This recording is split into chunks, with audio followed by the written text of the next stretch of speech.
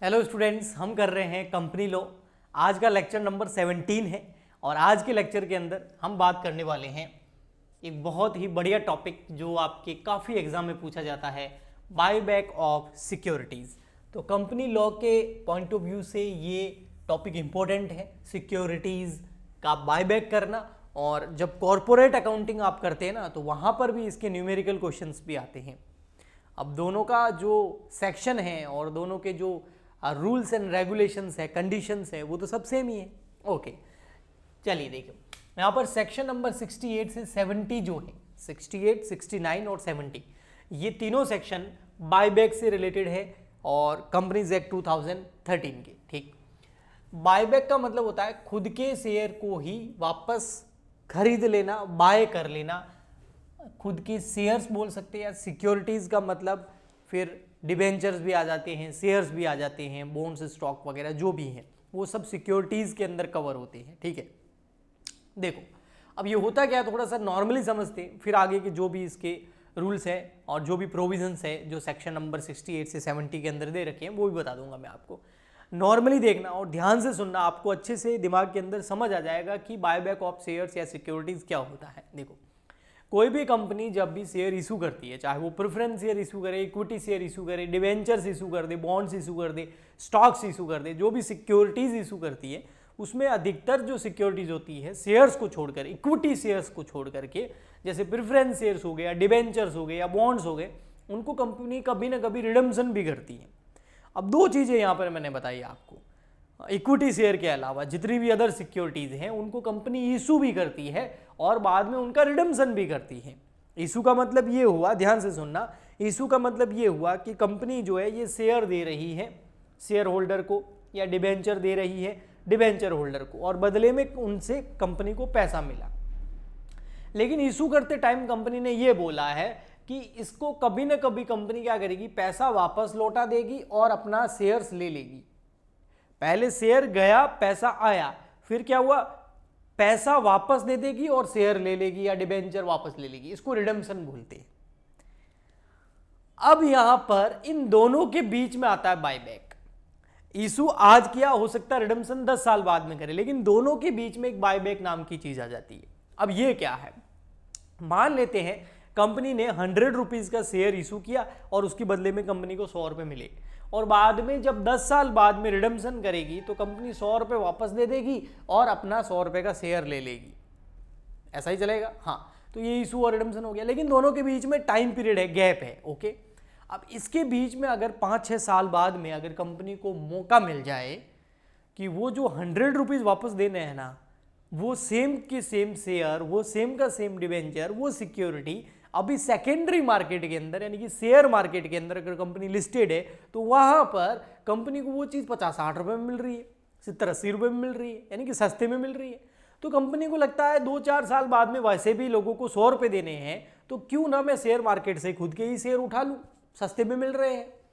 तो बायबैक अधिकतर उस टाइम किया जाता है, उस केस में किया जाता है जब कंपनी को लगता है कि रिडम्पशन की डेट नजदीकी है, लेकिन रिडम्पशन पे ज्यादा पैसे देने पड़ेंगे जो बोला हुआ है, और वो की वो चीज अभी शेयर मार्केट के अंदर सस्ते में मिल रही है, वो शेयर सस्ते में मिल रहा है, तो कंपनी अपने खुद के शेयर का ही बायबैक कर लेती है, खुद ही सेकेंडरी मार्केट से, शेयर मार्केट से शेयर को परचेज करना स्टार्ट कर देती है। इसी को बोलते हैं बायबैक ऑफ सिक्योरिटीज या शेयर्स या डिबेंचर्स या बॉन्ड्स। ओके, अब यही लिखा हुआ है, देखो, बायबैक इज द रीएक्विजिशन, वापस खरीद लेना by a company of its own securities, खुद की सिक्योरिटीज। Okay, power of companies to purchase its own security, क्या पावर है कंपनी को खुद की सिक्योरिटीज को परचेज करने के लिए, क्या पावर मिली हुई है। तो पावर्स कौन कौन सी है, तो देखिए, सबसे फर्स्ट आता है sources of fund for buyback of shares. कौन कौन से सोर्सेज का यूज कर सकती है अपने शेयर्स को खरीदने में, खुद के शेयर्स को ही खरीदने में, ओन शेयर को परचेज करने में, ओपन मार्केट से, सेकेंडरी मार्केट से। तो उसके लिए सोर्सेज तो चाहिए ना। सोर्सेज मतलब शेयर मार्केट में फ्री में मिलता है क्या शेयर, आप जाके खरीदना, पता चल जाएगा, पैसे देने पड़ेंगे, तो पैसे कहां से आएंगे।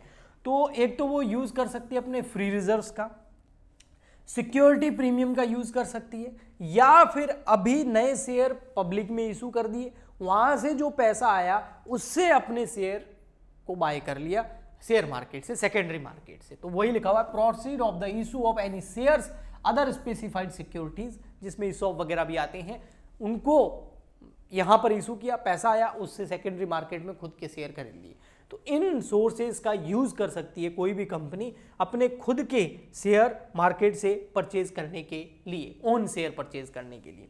नेक्स्ट आता है फिर आपका कंडीशंस क्या है, बायबैक की कुछ कंडीशंस है, बिल्कुल है कंडीशंस, इसको फॉलो करना पड़ेगा, वरना कोई भी कंपनी अपने शेयर्स का बायबैक नहीं कर सकती। तो इसमें सबसे फर्स्ट कंडीशन वही है जो बोनस शेयर में थी, क्या, बायबैक जो है वो ऑथोराइज्ड होना चाहिए, आर्टिकल ऑफ एसोसिएशन से क्या होना चाहिए, ऑथोराइज्ड होना चाहिए, लिखा हुआ होना चाहिए आर्टिकल के अंदर कि कंपनी बायबैक कर सकती है, तभी कर सकती है, वरना नहीं कर सकती। बोनस शेयर में भी ऐसा ही होता था। स्पेशल रिजोल्यूशन भी पास करवाना पड़ेगा अगर आपको बायबैक कराना है। ये स्पेशल रिजोल्यूशन कहां पास कराओगे आप, जनरल मीटिंग के अंदर, एजीएम के अंदर, एनुअल जनरल मीटिंग के अंदर, जब शेयर होल्डर की मीटिंग होती है उसके अंदर आपको स्पेशल रिजोल्यूशन पास कराना पड़ेगा, एसआर पास कराना पड़ेगा, यानी कि वोटिंग जो है वो 75% प्लस होनी चाहिए। लोग 75% प्लस जो मेंबर है, जो शेयर होल्डर है, वो बोले यस बायबैक कर लो, तभी करवाएंगे, अदरवाइज नहीं कर सकते। ओके, बायबैक आप कर लो ना, उसके बाद में कितना बायबैक कर सकते हो, द बायबैक इज 25% और लेस, या तो 25% या लेस। किसका 25%, paid up share capital plus free reserves. Company के पास में जो PUSE paid up share capital पड़ी है वो प्लस फ्री रिजर्व जोड़ दो। मान लेते हैं किसी कंपनी की पेड अप शेयर कैपिटल है 100 करोड़ की और फ्री रिजर्व पड़े हैं उसके बाद 50 करोड़ की, तो टोटल कितना हो गया 150 करोड़। अब 150 करोड़ का 25% निकाल दो, इससे ज्यादा बायबैक नहीं कर सकती, उतना कर सकती है। तो 25% या फिर उससे कम, किसका, PSU प्लस फ्री रिजर्व, इससे ज्यादा बायबैक नहीं कर सकती। बायबैक करने के बाद में जो कंपनी के डेप्ट है, चाहे सिक्योर्ड हो चाहे अनसिक्योर्ड हो, दोनों डेप्ट को मिला लो, वो डेप्ट जो है ना, हाँ, वो नहीं होने चाहिए। कितने नहीं होने चाहिए, कंपनी आफ्टर द बायबैक करने के बाद में कंपनी के जो डेप्ट है is not more than twice of the PUC and free reserves. भाई जो मान लेते हैं PUSC paid up share capital है 100 करोड़ की, फ्री रिजर्व है 50 करोड़ की, तो टोटल कितना हो गया 150 करोड़। बायबैक करने के बाद में जो आपके डेप्ट है, जो आपके लोन है, सिक्योर्ड अनसिक्योर्ड सब मिला करके, वो इन दोनों को प्लस करने के बाद, PSU और फ्री रिजर्व प्लस करने के बाद कितना है 150, उसका ट्वाइस कर दो 300 करोड़ से ज्यादा नहीं होने चाहिए। अगर डेप्ट आपके पेड अप शेयर कैपिटल और फ्री रिजर्व से दोगुने हैं तो फिर आप बायबैक नहीं कर सकते। ओके, ठीक। All the shares or other specified securities for buyback are fully paid.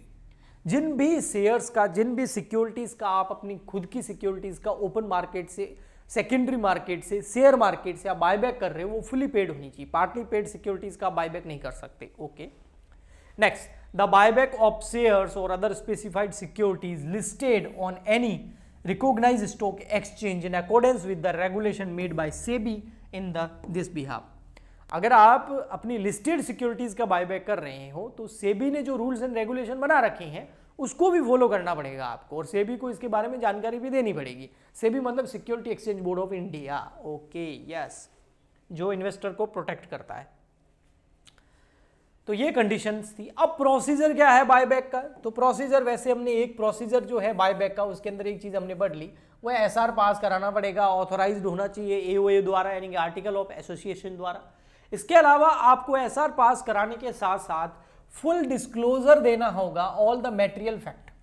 जो मटेरियल फैक्ट है, जो बहुत इंपॉर्टेंट है, बायबैक से रिलेटेड है, उनको आपको डिस्क्लोज करना पड़ेगा अपनी रिपोर्ट के अंदर। The necessity for the buyback, ये बहुत ज्यादा जरूरी है। बायबैक जो है वो क्यों जरूरी है ना, क्यों कर रहे हो आप बायबैक, अपनी खुद के शेयर को मार्केट से क्यों खरीद रहे हो, उसके बारे में बताना पड़ेगा। The class of shares and securities, कौन सी क्लास के शेयर्स या सिक्योरिटीज का बायबैक करने हो वो आपको डिस्क्लोज करना पड़ेगा। The amount to be invested under the buyback, कितना अमाउंट आप इन्वेस्ट कर रहे हो बायबैक में, यानी कि खुद के शेयर खरीदोगे तो कितना पैसा लगा रहे हो, और the time limit for the completion of buyback, buyback कब स्टार्ट कर रहे हो, कितने दिन में वो कंप्लीट हो जाएगा, ये आपको पूरा डिस्क्लोज करना पड़ेगा, ये प्रोसीजर आपको बताना पड़ेगा। ओके, नेक्स्ट आता है फिर आपका इसके अंदर time limit for completion of buyback, कितने टाइम पीरियड में बायबैक आपका कंप्लीट हो जाना चाहिए?